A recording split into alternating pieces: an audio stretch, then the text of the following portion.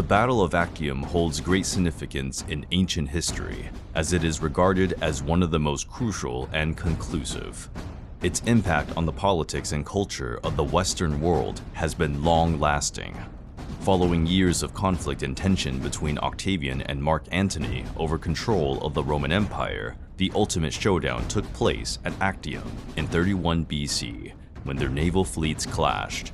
Today's video will focus on the topic we just mentioned. Young Octavian was doing well after defeating the troops of Sextus Pompey, the son of Julius Caesar's former enemy. He also expelled his former ally, Lepidus, from the Second Triumvirate and sent him into exile, which was a humiliating experience for him. On the contrary, Mark Antony was going through a series of setbacks while his main rival was doing well. Antony assisted Octavian in his battle against Sextus Pompey solely to gain backing for his own military expedition against the Parthian Empire. The general fulfilled his promise by sending 120 ships to aid Caesar's successor. However, Octavian, who was young at the time, sent only 200,000 men as reinforcements. This led to a humiliating defeat for Mark Antony at the hands of the Parthians. Nonetheless, the most distressing aspect was that his loss was so substantial that it undermined his reputation as military commander in the eyes of the public. Another problem arose for Antony, making his life even more difficult. Following the conclusion of a minor conflict between Octavian and Mark Antony in 40 BC, the Treaty of Brundisium was signed. As a means of solidifying the relationship between the two leaders and maintaining the Second Triumvirate, Octavia, who was Octavian's sister, wed Antony. Antony had entered into a romantic relationship with the influential queen of Egypt, Cleopatra. In order to devote his full attention to her, he made the decision to send Octavia to Rome. Octavian saw this as a favorable opportunity to spread the word that Antony's gesture was an outrage to all Romans. Antony had rejected a Roman wife to marry a mistress from the East. The incident dealt another blow to the general public image, further bolstering Octavian's position. In 36 BC, the relationship between the two individuals became even more strained. This was due to Octavian's political maneuvering, as he sought to demonstrate to the public that he was not an authoritarian figure. Instead, he wanted to be seen as a benevolent leader who prioritized the well-being of the masses. He proposed a plan that he was aware Mark Antony would reject in order to accomplish his goal. Octavian proposed that the Roman civil wars were no longer a concern, and, as a result, the Second Triumvirate would be less critical. Accordingly, Antony would be willing to redesign a triumvir and relinquish the powers that come with it if he were to do the same thing. Antony's refusal was expected, and it played right into Octavian's plan. This allowed Octavian to portray his rival as an authoritarian, while he himself was viewed as an idealist who cared about the well-being of the people. In 34 BC, 2 years later, tensions rose in Rome once again when Mark Antony launched an invasion of the Kingdom of Armenia. However, in contrast to his unsuccessful invasion of Parthia, he achieved great success this time by bringing the Armenians and his entire army to their knees. The general was filled with joy and pride after his victory, and he decided to bestow titles and honors upon his relatives and supporters. He appointed his son, Alexander Helios, as the ruler of Armenia, and bestowed the grandiose title of Queen of Kings upon his mistress, Cleopatra. It is unclear whether Antony intended to provoke Rome with this action, but he managed to do so. Octavian skillfully used the situation to his advantage by presenting his case to the Roman Senate.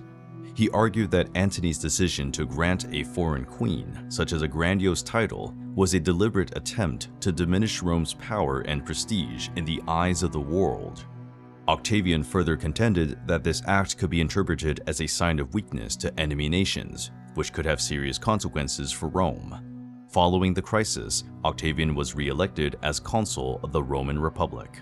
During the next session of the Senate, he gave a speech criticizing Mark Antony's actions. Octavian specifically mentioned that granting titles to relatives, giving territories that should be controlled by the Republic to allies, and giving up a foreign queen, a prestigious title, was unacceptable to any Roman, which angered him greatly. Although Octavian received support for his speech, he was surprised and disappointed to find that several senators did not approve of it. They argued that the young man's words were solely meant to belittle Antony and boost Octavian's own standing, rather than benefiting Rome. As a result, Octavian faced a situation where several senators withdrew their support from him, giving the impression that Mark would finally gain the advantage after a prolonged period of time. However, this was only an illusion, because in the autumn of 32 BC, Octavian would finally achieve his long-awaited goal. At this particular time, Lucius Manatius Plancus and his nephew, Marcus Titius, who were allies of Mark Antony, perceived that the general's influence was diminishing. As a result, they defected to Rome. Typically, Lucius Plancus' switch of allegiance in Roman politics would have been considered just another betrayal. However, this particular event had far-reaching consequences that impacted the fate of the Western world. Plancus' actions enabled Octavian to access the secret will of Mark Antony, which had been concealed in the Temple of Vesta. Unfortunately for Antony, the contents of the will were scandalous and caused a stir throughout Rome. The document specified that, upon his death, Antony's wealth would be inherited by his offspring and Cleopatra.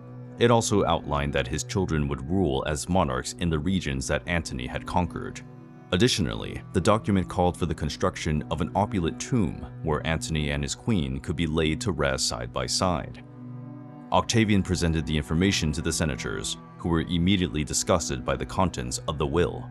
However, eventually an impasse was reached.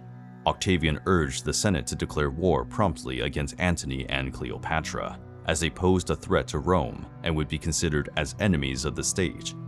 The senators were hesitant to launch military attacks against a revered Roman hero. Octavian was determined to have his way and did not allow anyone or anything to interfere with his plans.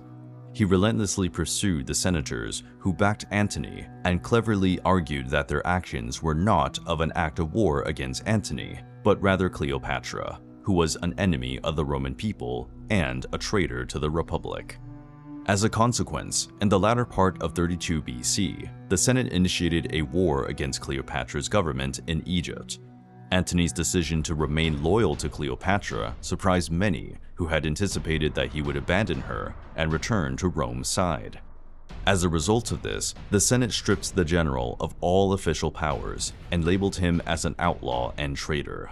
At this juncture, to Octavian's utter dismay, approximately 40% of the Senate, along with 2 consuls, departed from Rome and aligned themselves with Mark Antony, opting to fight on his behalf. The Roman Republic was plunged into a state of complete chaos as Octavian and Antony prepared to engage in a monumental battle to determine the ultimate ruler of Rome and the Western world. Octavian issued a massive summons, commanding all of his legions and any able-bodied men to be dispatched to annihilate Mark Antony and his troops. He achieved success by managing to gather an impressive number of 200,000 legionaries. Antony was aware of the impending conflict and responded by calling for troops. He was able to match Octavian's numbers, with a total of 200,000 men at his disposal. This included a mix of Roman heavy infantry and Egyptian light infantry. Subsequently, the military began to mobilize. In approximately the middle of 31 BC, Antony issued instructions for his army to move into Greece. Upon receiving this information, Octavian commanded his own soldiers to follow Antony's movements.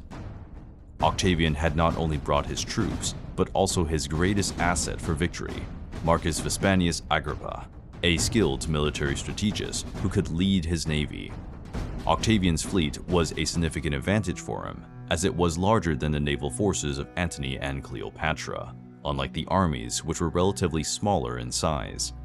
Despite the fact that Antony's ships were larger, his crews of sailors and naval commanders lacked experience, putting them at a disadvantage against Octavian's fleet. Octavian's ships were smaller and more maneuverable, and his crew was filled with experienced soldiers. Octavian directed his troops to cross the Adriatic Sea with the intention of engaging Mark in battle near Actium. Agrippa simultaneously made arrangements to disrupt the supply lines of Antony's army, which caused significant trouble for the general. Despite having a strategic advantage, Octavian chose not to attack Antony's men overland. He believed that doing so would be an unnecessary risk and an unwise decision. He chose to challenge in battles on the sea, as he believed that his navy had a greater chance of overpowering the opposing forces. However, both sides refrained from taking any significant action, which resulted in unforeseen issues for Octavian. Many of his men became impatient, waiting for the right moment to attack. Disgusted and demoralized, they deserted to Antony's side. Unlike Octavian, Antony did not face such problems and was able to maintain the loyalty of his men and commanders. After a considerable amount of waiting, the fighting finally commenced. Octavian dispatched Agrippa to seize Methone, a Greek city and port that had previously been faithful to Antony. Taking over this location was not an easy task, as the defenders put up a fierce fight, using all their strength and resorting to brutal tactics to ensure their survival. Albeit courageous, they were ultimately defeated. Mark Antony, who was a brilliant military strategist on land, was unable to match the expertise of a skilled naval commander like Agrippa. Feeling defeated, he made the decision to lead his troops to Actium, where Octavian's navy and army were stationed. This time, he was determined to deliver a decisive blow to Octavian and Agrippa's forces. Antony, with a strong resolve to succeed, arrived at Actium with a fleet of 290 ships and 50 transport vessels. Octavian had 350 ships to defend against the massive armada. Despite his men being more experienced and having the brilliant Agrippa on his side, Antony had a chance of winning this time. This was because his ships were larger and better armed. The decision had been made, and there was no turning back. On December 2nd, 31 BC, the scene was prepared for the most significant naval battle in the history of Rome. Antony was the first to take action and commanded his ships to sail out in the open sea. As they arrived, they witnessed Octavian's ships assuming battle formation. It is noteworthy that Cleopatra was present at the battle, positioned behind Antony's lines in her royal barge. Octavian had the advantage, as Caesar's successor had acquired the general's battle plans. The strategy was to use the larger ships to push back Agrippa at the northern end of the line. Octavian was aware of this fact, and therefore instructed Agrippa to keep his ships out of range. As time passed, Antony realized that he needed to take action. Just after noon, he made the decision to extend his line beyond the safety of the coast and engage Octavian's fleet. However, in hindsight, this proved to be a poor choice. The soldiers under Octavian's command were highly skilled and had dedicated their lives to mastering various battle techniques. One such technique involved ramming the enemy ship while simultaneously launching a barrage of arrows and rocks from catapults to defeat the crew on the upper deck. A brutal massacre occurred when these men encountered Antony's inexperienced sailors. Upon witnessing the unfolding disaster, Cleopatra promptly took action. She followed the orders that Antony had given her prior to the battle and directed her squadron of ships to attempt to penetrate the center of Octavian's fleet. Cleopatra noticed a gap in Agrippa's formations and quickly ordered her ships to taper off. This led Antony to issue orders for all his ships to attempt to break through Octavian's lines. He personally led the advance and succeeded in reaching the center of Octavian's naval forces.